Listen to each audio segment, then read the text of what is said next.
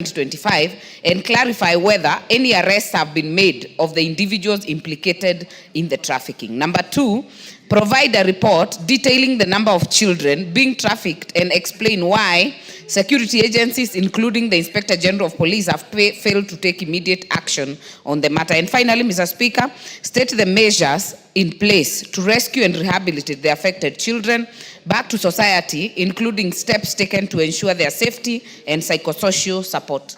Thank you, Mr. Speaker. Minister.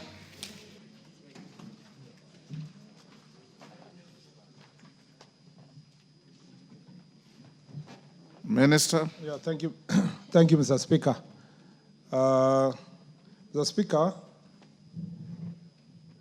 I'd like to respond as follows. Regarding the steps being taken by the ministry to investigate allegations of child sex trafficking in Mai Mahiu, Nakuru County. Mr. Speaker, following allegations of trafficking in persons involving children for purpose of sexual exploitation in Mai Mahiu town, Nakuru County, through a viral BBC. Just, Mr. Speaker, I don't know if it is with your indulgence. Anyway, I'll raise that later, now that you have consultation. Mr. Speaker, following the allegations of trafficking in persons involving children for purpose of sexual exploitation in Mai Mahiu town, Nakuru County, through a viral BBC documentary, officers from anti-human trafficking and child protection units were deployed. On 6th August 2025, 4 witnesses were interviewed and their statements recorded.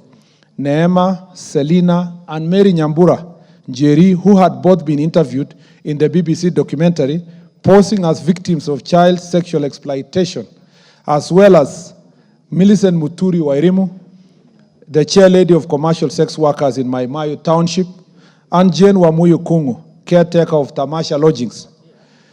The 4 stated that they had been approached by the BBC investigative journalists who requested them to identify vulnerable girls aged between 17 and 21 years for a purported foreign sponsorship program. On 7th August 2025, the team summoned Lucy Njoroge, alias Baby Girl, a former commercial sex worker who now works with NGO called K-Note as a volunteer peer educator based on Karagita Health Center. Lucy had in the BBC documentary, Lucy had featured in the BBC documentary based at Karagita Health Center. I'll take that again, Mr. Speaker. Lucy had featured in the BBC documentary claiming to rescue and assist street girls and sex workers.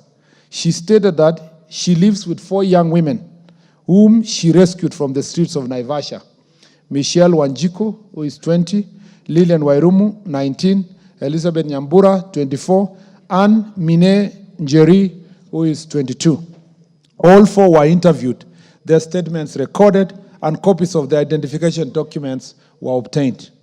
The investigators proceeded to Karagita Health Center, where K-Note operates an office used to store contraceptives and maintain related records.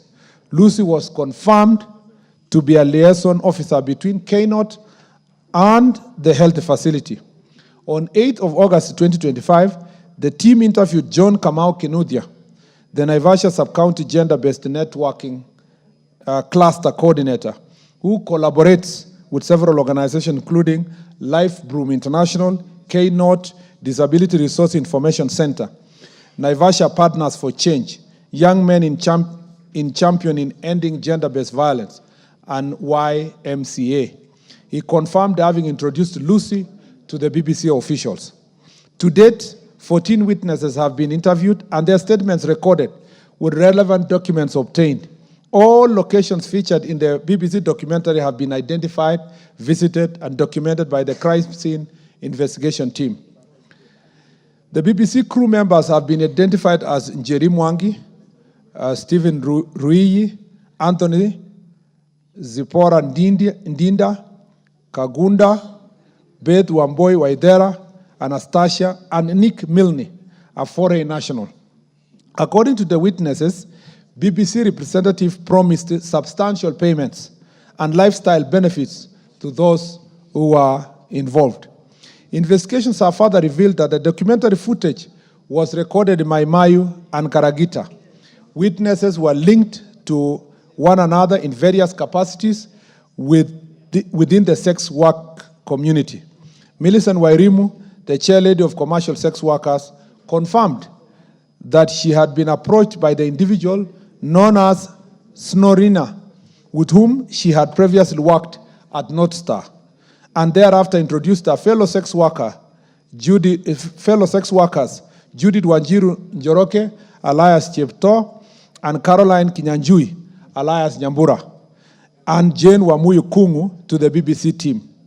Jane Wamuyu, upon learning of the arrangement, involved her daughter-in-law, Neema Selina, while Millicent also sourced 3 other girls, Faith Weta, Mary Njoki, and Faith Njeri. The Weta is, I'm sure. The Speaker. I'm sure it has nothing to do with the Speaker. Yeah, we are yet to confirm, Mr. Speaker. Mr. Speaker,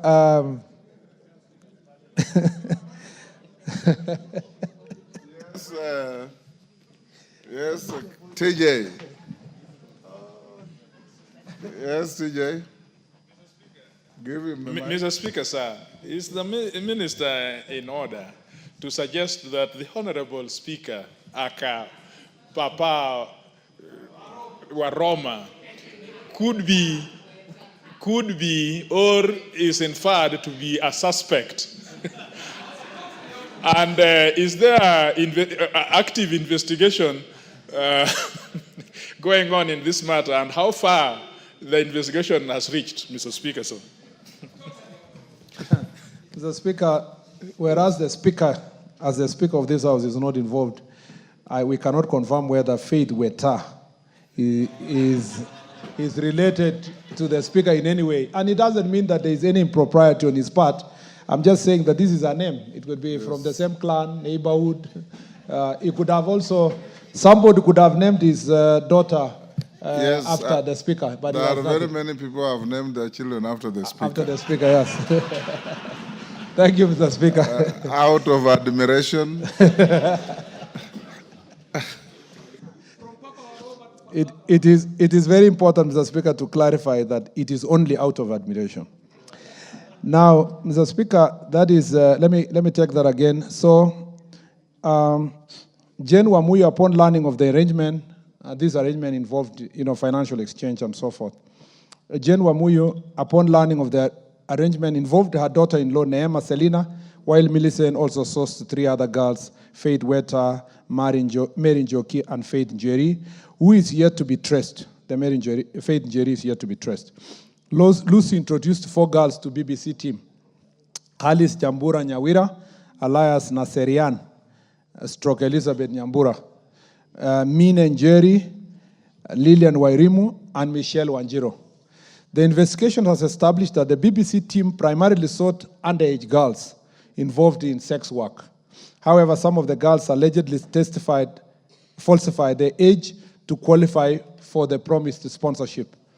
2 women identified in the documentary as Cherop and Nyambura were confirmed to be Judith Nyambura Njoroge, a sex worker in Mai Mahiu, for 2 months, and Caroline Kinyanjui, who had operated there for 2 years.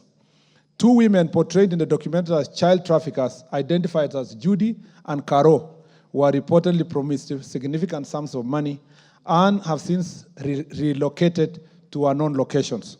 No arrests have been made so far, but investigations are ongoing, including obtaining financial records and call data to link all involved parties and tracing missing witnesses. Concerning reports detailing the number of children being trafficked, Mr. Speaker, the police, through anti-human trafficking and child protection units, commenced investigations immediately upon receiving the report. Several witnesses have since recorded their statements to assist in investigation to identify and rescue minors involved in the sexual exploitation scheme. Preliminary findings indicate that some of the girls interviewed by BBC falsified their age to qualify for the promised sponsorship, as the BBC team was interested in underage girls engaged in sex work. The matter remains under active investigations, and upon its conclusion, appropriate legal action will be taken against individuals found culpable of any offenses. Mr. Speaker, on measures put in place to rescue and rehabilitate affected children back to society. Mr. Speaker, there is no denying that cases of child sexual exploitation exist across the country, particularly along Northern Corridor, which serves as an international transport hub. While it's possible that the BBC crew aimed to shed light on these issues, it's now apparent that the documentary failed to meet the intended purpose due to falsified information from several interviewees. Although prostitution is illegal in Kenya, it remains widespread, with sex workers openly soliciting. Additionally, access to hotels and lodging facilities is largely unregulated, with inadequate measures in place to prevent minors from gaining entry. We have issued clear and firm directives to our security teams on the ground, including officers from the National Administration, to take decisive action against the child sexual exploitation and human trafficking across the country. Mr. Speaker, upon identification of victims, the government, in collaboration with other stakeholders, will implement the following measures to support and reintegrate children affected by abuse and human trafficking. One, the Child Protection Unit will actively pursue a rescue of victims and facilitate the placement in safe environment, including private rescue centers